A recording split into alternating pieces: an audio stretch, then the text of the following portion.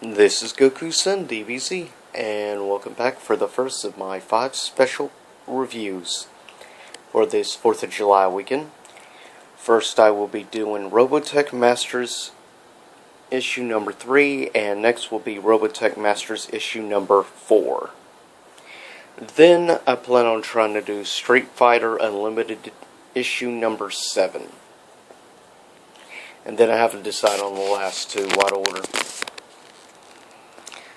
But as we see at the beginning here of the cover, we have one of our main heroine protagonists from the second season from the Robotech Masters,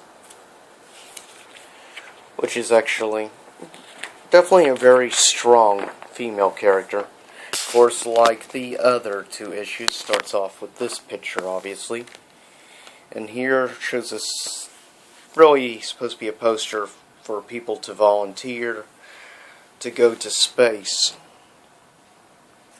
and to try to fight off the coming of the Robotech Masters. And this is the group that will be in charge of the mission in space. And this is our main protagonist, and this is the daughter of Max and Miria from Season 1 of course, Macross. Which, of course, Max Sterling was one of the greatest fighter jet pilots in the first season, and, of course, married a Zentrani, Miria. And they had a daughter together, which, of course, as I said, is the main heroine, main protagonist of this particular season. Her name is Dana Sterling. But Dana is definitely a key. And of course she's a basic commander of her squadron. Now the squadron has some basic, of course, standard like the young dreamer type, which will be important for some of the story arc. You have this guy, which is of course what you would refer to as a Don Juan, or you know, the type of guy who just likes messing around with a bunch of girls all the time. The pretty boy, if you will. He is the second in charge of the group. He is basically your standard military guy. Very much by the book. Very strict. And then you have the brains of the group. So your basic stereotypes, I guess you could say, in a group. Especially for animes or military type stuff. And of course she mentions that she volunteered them to go to space. Some of them, not sure how they're going to be able to handle it given they're a pretty new group. This is also one of the other key characters.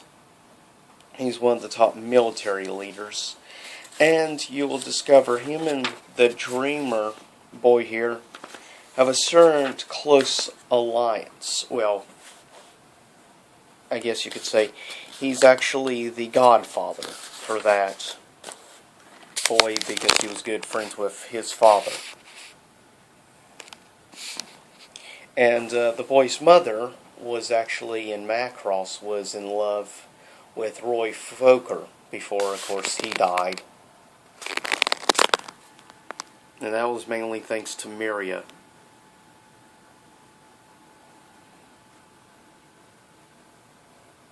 As we see, they're getting ready to launch off into space.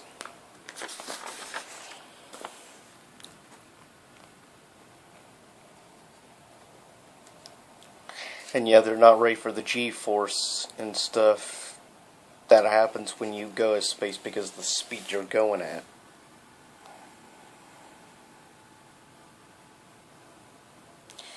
And here we go.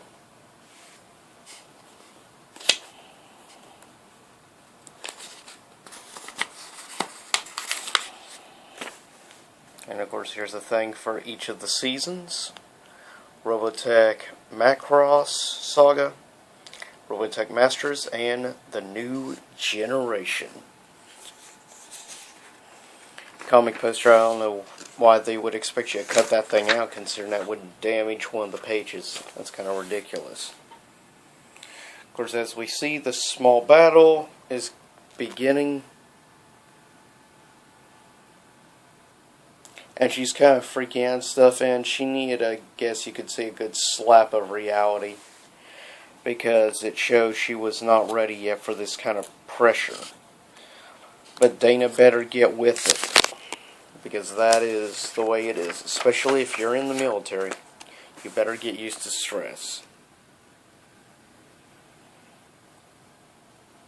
And now, they're coming across, and of course these are the special battleoids used by the Robotech Masters, which are very different from your traditional, like, one red eye type things of the Zentrani and the Invent. The Robotech Masters at least have some a little more different. Kind of reminds you a little more, though, of some from, say, Gundam. And of course, a fun fact, Robotech Masters started in 1985, but Gundam was around prior to that. The first Gundam series was 1979, for those who may not know too much about anime history. Of course, as you can tell, this is just a retelling of the anime series, and they did a really good job for the most part. Here's another ad for some upcoming stuff at that time period. Masters number 3, Next Man, Robotech New Generation.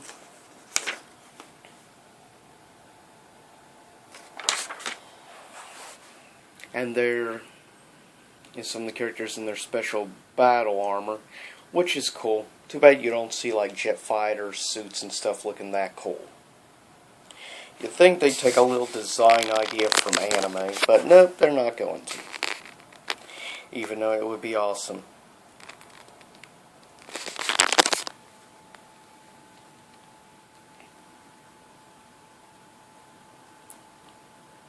Yeah, and of course they're discovering how advanced technologically their enemies, the Robotech Masters, are. Well, yeah, they created the freaking Zentrani, for goodness sakes.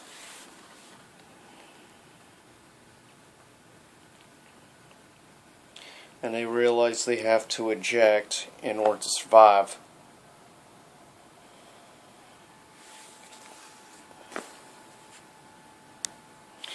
And when shoots one of the suits, she realizes there are actual people inside the suits. And she didn't realize that, I guess. And it has him smoking a cigar, which is kind of unusual. They have him smoking because he didn't in the anime series, actually.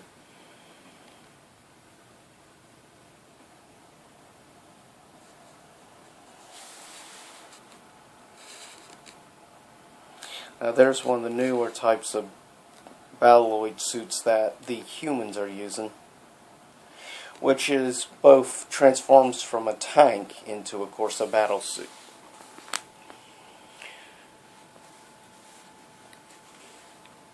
Ooh, that's not good. Explosions everywhere. Well, that's something you would see in a Michael Bay movie. As the only thing he's good at is blowing up stuff, making the world go boom.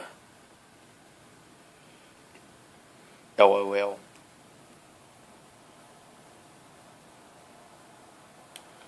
Definitely very graphic here with the explosion, and the detail is actually really good.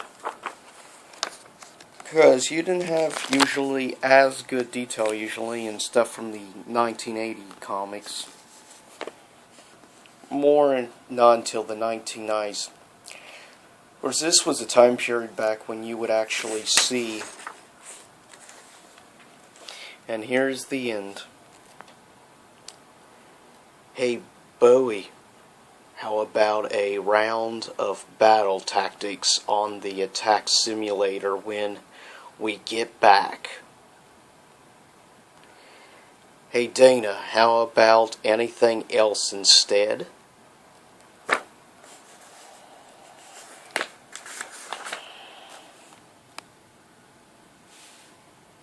Of course, a little information on stuff.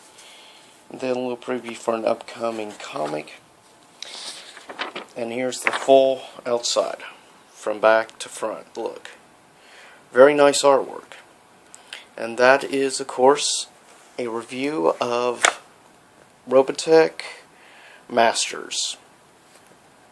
issue number 3. Please remember to thumbs up this video, like, subscribe, follow me at twitter.com/GokuSunDBC as well as on Google+. And I'll see you again next time here in YouTube land. Same YouTube time, same YouTube channel.